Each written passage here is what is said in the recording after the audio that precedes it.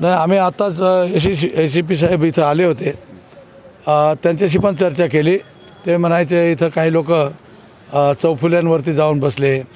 त्या सगळ्या लोकांना आम्ही आमच्या कार्यकर्त्यांना सांगितलं, जिथंपर्यंत आपल्याला पोलिसांनी परवानगी दिलेली आहे त्या परवानगीच्या पलीकडे आपण काही करायचं नाही. इथं 3 हायस्कूल आहेत, काही अशोक स्तंभाच्या बाजूला रेसिडेन्शियल लोक आहेत, त्यांची वाहनं पण आहेत. त्या वाहनाला त्यांच्या घरापर्यंत जायला कोणी अडवायचं नाही.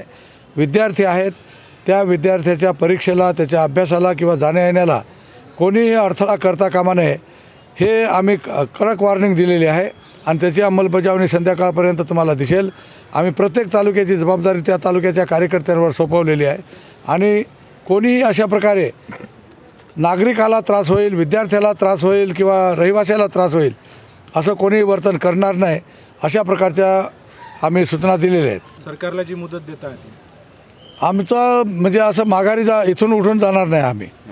आम्ही इथंच थांबणार आहोत, परंतु 3 दिवसाची मुदत याच्यासाठी देतो की हे लोक इथं आंदोलन चालू ठेवतील. सरकारने विचार करावा आणि 3 दिवसानंतर जर सरकारचा कुठलाच काही पर्याय आम्हाला मान्य झाला नाही किंवा सरकारने विचार केला नाही तर आमचं आंदोलन हे 3 पर्यायापैकी एक पर्याय निवडेल. 1 तारखेनंतर ते तुम्ही हे घेणार आहे? हां, 1 तारखेनंतर आमची भूमिका ठाम कोणती घ्यायची त्या पद्धतीने निश्चित होईल. 1 तारखेपर्यंत तुम्ही इथेच सगळे इथंच आम्ही थांबणार आहोत. ह्या दरम्यानच्या कालच्या बैठकीनंतर आतापर्यंत सरकारकडनं काही संवाद झाला आहे तुमच्याशी? नाही, अजिबात आतापर्यंत कुठल्याही प्रकारचा निरोप, फोन किंवा काही संवाद असा झालेला नाही. 3रा दिवस आहे आंदोलनाचा. कालची बैठक निष्फळ ठरली. आता जी बैठक झाली त्यात काय निघाला निर्णय? कालची जी आम्ही विधान भवनमध्ये मंत्र्यांच्या समवेत जी बैठक झाली त्याचं काही समाधान आम्हाला वाटलं नाही आणि म्हणून आम्ही हे आंदोलन पुढे कसं चालू ठेवायचं आणि आमच्या मागण्या सरकारला कशा मान्य करायला भाग पाडायचं याच्याबद्दल आताच आमची जिल्हा कमिटीची विस्तारित बैठक झाली आणि त्या बैठकीमध्ये आम्ही असं ठरवलं आहे की काही मंत्र्यांनी आम्हाला सांगितलं होतं की 2-3 दिवस ह्या अधिवेशनचे सोडा, त्याच्यानंतर आम्हाला वेळ मिळाला की आम्ही तुमच्याशी संवाद साधू आणि त्याच्यानंतर निर्णय करू. आम्ही सरकारला ह्या बैठकीमध्ये 2-3 दिवसाची मुदत देतो आहे अधिवेशन संपेपर्यंत. त्याच्यानंतर हे आंदोलन आम्ही ज्या काही सूचना आमच्या कार्यकर्त्याकडून आल्या त्या सूचनांप्रमाणे एकतर आम्ही हे आंदोलन जेलभरोचं करू. पूर्ण लोक एकदा आम्हाला मागण्या मान्य करा, नाहीतर मग आमची पोटापाण्याची व्यवस्था करा आणि पोटापाण्याची व्यवस्था करायची असेल तर जेलशिवाय आम्हाला कोणी देणार नाही. हा एक आमचा मार्ग आहे. दुसरा जो आहे पर्याय तो इथं उपोषणाचा निर्णय आहे.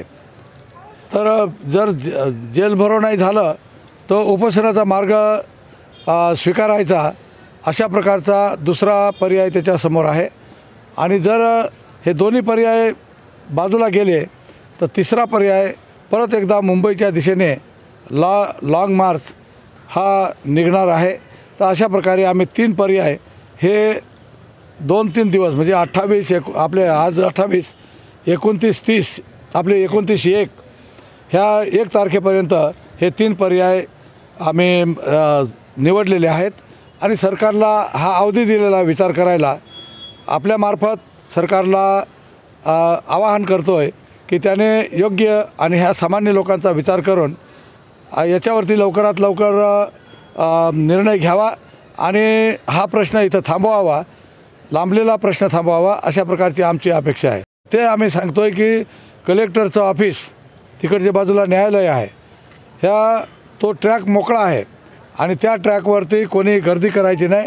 तिथले जे काही अधिकारी कर्मचारी, न्यायालयाचे म्हणजे न्यायाधीश, ह्या लोकांना आपल्या आंदोलनाचा कुठलाही त्रास होणार नाही, त्यांना सहानुभूती आपल्याबद्दल राहायला पाहिजे, अशा प्रकारची भूमिका आपण घेऊन कोणालाही नागरिकाला त्रास होणार नाही याची जबाबदारी आमच्या प्रमुख कार्यकर्त्यांवर टाकलेली आहे. Okay, thank you.